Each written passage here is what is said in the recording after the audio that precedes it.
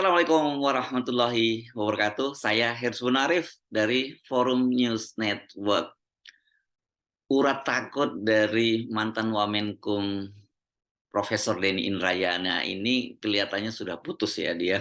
Ini benar-benar luar biasa dia dalam menghadapi Presiden Jokowi, dalam menghadapi rezim yang berkuasa saat ini di Indonesia. Kendati dia sudah terancam pidana karena kan kasus dia dalam penyebaran hoax begitu disebutnya ya, soal putusan Mahkamah Konstitusi menghadapi gugatan sistem pemilu dari proporsional terbuka kembali ke tertutup itu, ya Denny Indrayana ini ternyata masih terus cawe-cawe mengkritik pemerintahan Presiden Jokowi dan juga Mahkamah Konstitusi. Kan setelah statusnya jadi ditingkatkan oleh Barreskrim menjadi penyidikan dan kemudian SPDP-nya itu diserahkan dari Barreskrim ke Kejaksaan, berarti kan Denny Indrayana ini statusnya sudah jadi tersangka ya dalam kasus itu. Artinya kalau ini kemudian bergulir ke pengadilan dia bisa dipidana. Nah, tapi yang terbaru ini dia kembali menyoroti Presiden Jokowi dan kaitannya dengan Mahkamah Konstitusi, yakni sekarang ini kan Mahkamah Konstitusi juga sedang menangani gugatan judicial review berkaitan dengan usia minimal, batas usia minimal calon presiden dan calon wakil presiden dari 40 tahun menjadi 35 tahun. Dan judicial review ini, gugatan judicial review ini yang pertama kali menggugat adalah Partai Solidaritas Indonesia, pimpinan Grace Natali. Dan kalau kemudian gugatan ini dikabulkan oleh Mahkamah Konstitusi, berarti peluang Gibran untuk menjadi calon wakil presiden mendampingi Prabowo Subianto pada Pilpres 2024 itu menjadi terbuka. Tanda-tandanya sih kan kenapa kemudian disebut-sebut bahwa dia akan menjadi calon wakil presiden dari Prabowo Subianto itu, ya itu cukup jelas ini tentang sikap Pak Jokowi yang lebih dekat dengan Pak Prabowo, dengan keinginan Pak Jokowi untuk terus cawe-cawe menyelamatkan dinastinya, dan kemudian juga ikut turun ke gelanggang kader dari Partai Gerindra untuk mengajukan judicial review ke Mahkamah Konstitusi untuk tadi itu, untuk batas usia sebagai calon wakil presiden, dan maksud saya untuk batas usia sebagai calon presiden dan calon wakil presiden. Jadi ada PSI, dan sebenarnya sebelumnya juga ada Partai Garuda juga yang mengajukan, dan ada Partai Gerindra. Nah ini menurut dugaan, ini kelihatannya feeling politik dan feeling hukumnya dari Denny Indrayana ini tanda-tandanya semakin menguat bahwa kemungkinan besar itu Mahkamah Konstitusi juga akan memutuskan mengabulkan itu. Kalau sekarang Denny Indrayana tidak menyebutnya dia menerima info valid, tapi dia menduga keras itu akan dikabulkan, dan karena itu menurut dia itu harus dilawan. Nah, mengapa kemudian Denny Indrayana menyimpulkan seperti itu? Rupanya Denny Indrayana ini mencermati pemberitaan terakhir di Indonesia berkaitan dengan survei-survei ini ya, elektabilitas calon wakil presiden. Memang belakangan ini kan lembaga survei itu banyak sekali menggelontorkan survei-survei tentang siapa calon wakil presiden yang elektabilitas naik. Setelah calon presiden kelihatannya udah final, ada 3 kandidat, yakni Prabowo Subianto, kemudian Ganjar Pranowo, dan Anies Baswedan. Sekarang gilirannya itu soal siapa yang calon wakil presidennya, dan memang kita mudah membaca agenda politik ada itu, siapa yang akan didorong menjadi calon wakil presiden itu kita dengan melihat link pemberitaan di media-media, dan itu yang mempublikasikan hasil lembaga survei. Nah ini Profesor Denny Indrayana rupanya tertarik dengan link berita ya, ini yang dia bagikan di akun media sosialnya juga beserta dengan analisis dia, yakni ini dia ambil dari CNN. Dari mana bunyinya? Itu dia menyoroti ini, begini, link berita di atas menarik perhatian saya. Beberapa survei menyatakan elektabilitas Gibran Jokowi, begitu dia menyebutnya, selaku cawapres merangkak naik.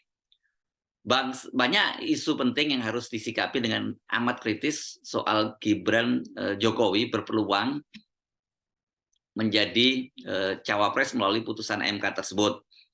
Nah, ini dia kemudian menyebutkan analisisnya. Tapi sebelum saya ajak Anda untuk menyimak analisis politiknya ini, mari saya ajak Anda untuk membaca dulu. Ini rangkuman hasil lembaga survei. Tapi Anda jangan buru-buru memprotes. Katanya Mas Herssu dengan Bung Rocky Gerung nggak percaya dengan lembaga survei gitu ya. Kok sekarang tiba-tiba membacakan hasil lembaga survei? Justru di situ saya mengajak Anda untuk mencermati hasil lembaga survei, karena sesungguhnya dengan membaca survei itu kita akan tahu kemana kecenderungan politik dari istana, dan kemudian agenda politik istana itu sebenarnya dengan mudah kita baca bagaimana bunyi lembaga survei, ya, karena kita tahu sebagian besar itu, tidak semuanya, saya mesti fair menyatakan begitu ya, itu sebagian besar dari lembaga survei itu didrive oleh istana. Jadi gampang sebenarnya kalau kita membaca tren politik atau bagaimana arah politik dari Pak Jokowi itu, ya baca saja publikasi dari lembaga survei, karena nanti itulah kira-kira yang akan jadi patokan. Kenapa? Karena lembaga survei ini kan fungsinya ini, satu tadi itu membangun publik opini, dan kedua juga menjadi justifikasi dari kebijakan pemerintah. Nah, ini sekarang saya membacakan link ini, berita yang ditautkan oleh Profesor Denny Indrayana ini dari CNN. Disebutkan begini, ini ada rangkuman dari hasil survei terhadap calon wakil presidennya. Yang pertama disebutkan ada Algoritma Research and Consulting. Itu surveinya periode 29 Mei hingga 10 Juni 2023. Itu melibatkan 2009 responden di 34 provinsi dengan margin of error kurang lebih 2,1% pada tingkat kepercayaan 95%. Di situ disebutkan bahwa elektabilitas calon presiden paling tinggi itu adalah Sandiaga Uno 11,3%, Erick Thohir 10,3%, Mahfud MD 8,8%, Ridwan Kamil 7,9%, AHY Agus Harimurti Yudhoyono 7%, dan Gibran Rakabuming 5,2%. Tolong Anda perhatikan itu, yang lain-lain itu ya kita baca datanya, tapi Anda perhatikan pada nama yang terakhir saya bacakan tadi, Gibran Rakabuming ya. Nah, bagaimana dengan Lembaga Survei Indonesia? Ini periode 1 sampai 8 Juli 2023, itu melibatkan 1.242 responden, margin of error survei kurang lebih 2,8%, tingkat kepercayaan 95%. Simulasi 24 nama. Erick Thohir ini sekarang yang tinggi, 14,3%, Ridwan Kamil 13,5%, Mahfud MD 9,9%, AHY 9,5%, Sandiaga Uno 8,9%, Gibran Rakabuming 7,6%. Ini sudah mulai naik nih suaranya Gibran Rakabuming ya, dari 5% sekarang menjadi 7,6%. Simulasi 12 nama, ini masih di Lembaga Survei Indonesia. Erick Thohir 18%, Ridwan Kamil 16,6%, Sandiaga Uno 11%, AHY 10%, Gibran Rakabuming 9%. Jadi sudah naik ya. Ini dari sini saja itu nama Gibran ini sudah masuk dalam 5 besar ya. Jadi artinya ini ada tanda-tanda ya, berarti Gibran itu sudah layak ya kalau kemudian sekarang disodorkan menjadi calon wakil presiden gitu ya. Nah, memang seperti kita ketahui sejauh ini Gibran belum pernah menyatakan kesiapannya untuk menjadi calon wakil presiden. Dia menyatakan bahwa umur dia belum cukup, gitu, pengalaman belum cukup dan sebagainya. Tapi kalau umur belum cukup itu kan sekarang umur dia 35 tahun. Jadi nanti kalau undang-undangnya diubah menjadi 35 tahun, dari 40 tahun menjadi 35 tahun, ya berarti umurnya Gibran sudah mencukupi dong. Dia tidak menyalahi undang-undang, umurnya sudah cukup begitu ya. Nah, Anda pasti mengkait-kaitkan dengan konten saya kemarin yang menyatakan bahwa kelihatannya ini Pak Erick Thohir yang akan diusung oleh Pak Jokowi berpasangan dengan Pak Prabowo Subianto. Dan kemudian Gibran kan kemarin kan mendampingi calon presiden Ganjar Pranowo belusukan di Jawa Barat, tempatnya di Bogor, di pasar di Bogor, kemudian di pasar Citerep, itu mendampingi Ganjar Pranowo, dan pada waktu itu diartikan bahwa dia sudah mendukung Ganjar Pranowo bersama dengan, dan kalau dia mendukung Pak Ganjar Pranowo berarti Pak Jokowi juga mendukung Ganjar Pranowo. Tapi kan kemudian dia membantah, ya. Dia membantah bahwa dia itu representasi dari Pak Jokowi. Dan yang menarik, saya juga kemarin menyinggung, ternyata setelah dari Bogor itu, sebelum Pak Jokowi melakukan kunjungan ke Jawa Timur bersama dengan Pak Prabowo dan Menteri Negara BUMN Erick Thohir, Gibran itu ternyata juga bersama sarapan pagi bersama dengan Pak Prabowo, ya. Dia sarapan pagi di Solo, dia menjemput di bandara dan kemudian dia juga mengantarkan Pak Prabowo ke Solo. Jadi ini masih terus berkomunikasi antara Pak Prabowo dengan Gibran, dan ini kaitannya kalau Gibran itu mau maju jadi calon wakil presiden, saya kira ya dengan mudah Erick Thohir disingkirkan oleh Pak Jokowi dan oleh Pak Prabowo. Pasti preferensi Pak Prabowo kalau dia maju sebagai calon presiden dan kemudian Gibran sudah memenuhi syarat bisa menjadi calon presiden, Pak Prabowo akan lebih memilih Gibran ketimbang memilih Erick Thohir, karena dengan memilih Gibran itu dipastikan bahwa dukungan Pak Jokowi kepada Pak Prabowo itu sudah 100%, bahkan 1000%, ya, tidak akan pergi lagi. Jadi masuk akal kalau kemudian Profesor Denny Indrayana menduga bahwa yang akan menjadi calon wakil presiden dari Prabowo itu adalah Gibran. Tetapi posisi dari Profesor Denny Indrayana menyatakan bahwa itu harus ditolak. Nah, mengapa kok harus ditolak? Saya bacakan saja kalau sekarang ini analisis dari atau pandangan politik dan pandangan hukum dari Profesor Denny Indrayana. Dia menulisnya begini: izinkan saya memberikan pandangan dari sisi hukum tata negara. Saya sudah pernah memberikan postingan bagaimana putusan Mahkamah Konstitusi soal uji materi syarat minimal umur calon presiden, calon wakil presiden ini menjadi penting untuk dicermati. PSI atau Partai Solidaritas Indonesia menjadi salah satu pemohon agar syarat umur minimal capres garis miring cawapres 40 tahun di Undang-Undang Pemilu dinyatakan bertentangan dengan Undang-Undang Dasar 1945 dan karenanya mesti diturunkan menjadi 35 tahun. Mudah dipahami, penurunan umur itu bukan semata-mata isu hukum, bukan semata-mata soal memperjuangkan hak orang muda, tetapi di baliknya ada intrik politik untuk membuka peluang Gibran Jokowi. Ini menurutnya gitu, Gibran Jokowi masuk ke dalam gelanggang Pilpres 2024. Salahkah ikhtiar itu? Saya mengatakan dengan tegas ikhtiar demikian sangat salah. Itu kata sangat itu ditulis dalam huruf kapital.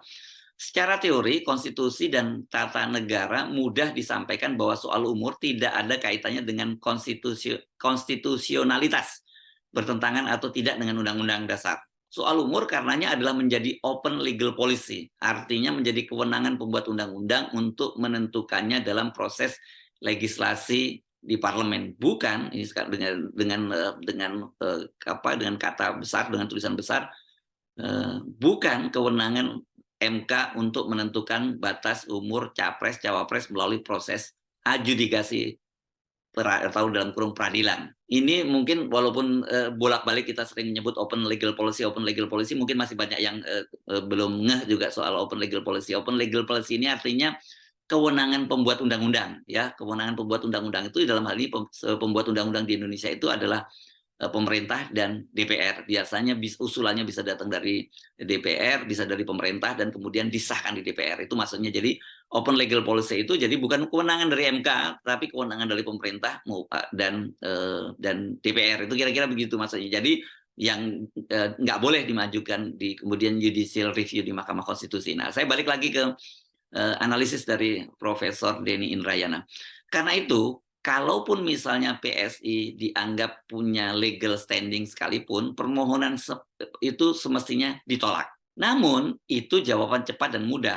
Sebagaimana seharusnya isu syarat umur capres-cawapres ini memang tidak sulit. Sayangnya persoalan hukum di Indonesia seringkali rumit karena faktor non-hukum termasuk faktor intrik politik. Maka memahami hukum Indonesia tidak cukup secara normatif saja, tidak cukup tekstual, tapi juga kontekstual sosial politik yang sayangnya cenderung koruptif dan manipulatif. Maka saya ingin mengajak semua kita, termasuk teman-teman hukum, untuk tidak hanya berpikir tekstual, tapi juga menolak penurunan syarat umur capres-cawapres menjadi 35 tahun itu karena hukum tidak boleh dipermainkan dan disesuaikan dengan syahwat politik siapapun. Justru karena faktor Gibran Jokowi, maka Mahkamah Konstitusi akan menabrak norma dan etika konstitusional kalau memutuskan batas umur turun menjadi 35 tahun. Bahwasanya MK adalah kekuasaan kehakiman yang merdeka, jelas itu diatur dalam teks konstitusi. Namun dalam realitas konteksnya, Mahkamah Konstitusi yang merdeka harus diperjuangkan dan dikondisikan bersih dari pengaruh politik kekuasaan termasuk dari Presiden Jokowi. Saya berpendapat Mahkamah Konstitusi harus dijaga dan dikontrol agar merdeka dari kepentingan politik siapapun yang mendorong peluang pencawapresan Gibran Jokowi. Karena PSI tidak bisa dilihat sebagai parpol yang independen tanpa tegak lurus kepada Jokowi secara pribadi, PSI sudah mempunyai rekam jejak yang panjang untuk selalu sejalur dengan kepentingan politik pribadi Jokowi, termasuk soal dinasti Jokowi dan perwalikotaan Kaisang di Depok. Nah, ini menarik. Perwalikotaan di Kaisang ini kan memang Kaisang itu sekarang itu sedang dikampanyekan secara besar-besaran oleh PSI untuk menjadi wali kota di Depok. Ini balihonya Kaisang di kota Depok itu bertebaran dengan ukuran besar dan disebutkan PSI menang wali kota Kaisang. Itu yang sekarang sedang dicalonkan. Padahal PSI itu kursinya di Depok itu hanya satu kursi, jadi tidak mungkin dia mengusung Kaisang sebagai calon wali kota di Solo, di Depok maksud saya, di Depok Jawa Barat ya, bukan Depok Yogyakarta. Jadi ini hanya manuver saja dari PSI, sensasi lah buat PSI. Balik lagi ya ini ke analisis dari Profesor Denny Indrayana. Maka kemungkinan permohonan uji syarat umur cawapres menjadi 35 tahun mesti dibaca pula sebagai upaya PSI dan Jokowi untuk membuka peluang Gibran Jokowi menjadi calon wakil presiden mestinya bukan capres di 2024. Karena itu posisi Mahkamah Konstitusi dengan ketuanya yang adik ipar Jokowi tentu menimbulkan persoalan etika konstitusional. Bagaimana kita bisa yakin standar etik ketua Mahkamah Konstitusi akan berpihak kepada Republik? Kalau Anwar Usman masih merasa etis dan elok bertemu kakak iparnya Jokowi saat esok harinya membacakan putusan strategis sepenting sistem pemilu legislatif tertutup atau terbuka. Ini memang menarik sekali ya, karena sehari sebelum mengumumkan keputusan soal judicial review legislatif tertutup atau terbuka, seingat saya kalau ini Pak Anwar Usman itu masih bertemu dengan Pak Jokowi. Dan kalau nggak salah waktu itu ada Ibu Iriana, itu di mana acaranya? Waktu seingat saya di Jakarta International Expo di Kemayoran ya. Mudah-mudahan saya nggak salah mengingat itu pertemuannya di sana waktu itu. Padahal kan Anwar Usman keesokan harinya itu harus memutuskan satu keputusan penting, yakni sistem pemilu kembali ke proporsional terbuka atau tertutup yang jadi sorotan publik yang luar biasa, dan juga karena waktu itu diangkat isunya oleh Profesor Denny Indrayana, dan kemudian berujung tadi itu ya, Denny Indrayana dilaporkan ke polisi dan sekarang sudah menjadi tersangka. Nah, ini balik lagi ke analisis dari Profesor Denny Indrayana. Menurut standar etika yang normal, semestinya Anwar Usman menolak makan malam dengan sang kakak ipar Jokowi demi menjaga marwah kemerdekaan dan kehormatan Mahkamah Konstitusi. Masih panjang catatan kritis yang bisa dituliskan untuk menyoal dan mengawal agar MK tidak mengabulkan syarat umur cawapres-cawapres diturunkan dari 40 tahun menjadi 35 tahun semata-mata demi membuka peluang Gibran menjadi kontestan Pilpres 2024 dan membangun oligarki dinasti Jokowi. Semoga ini bukan cawe-cawe Jokowi yang makin merusak konstitusionalitas Pilpres 2024 yang seharusnya jujur dan adil. Lagi-lagi Mahkamah Konstitusi harus dikawal untuk menghasilkan keputusan yang sejalan dengan spirit konstitusionalisme, yaitu membatasi kekuasaan yang cenderung koruptif dan seringkali tergoda untuk membangun dinasti. Jadi secara teks dan konteks, konstitusionalisme kalau ditanya apakah salah ikhtiar mengubah syarat umur capres-cawapres melalui putusan Mahkamah Konstitusi itu, jawaban saya dengan tegas dan lantang adalah sangat salah dan harus dilawan.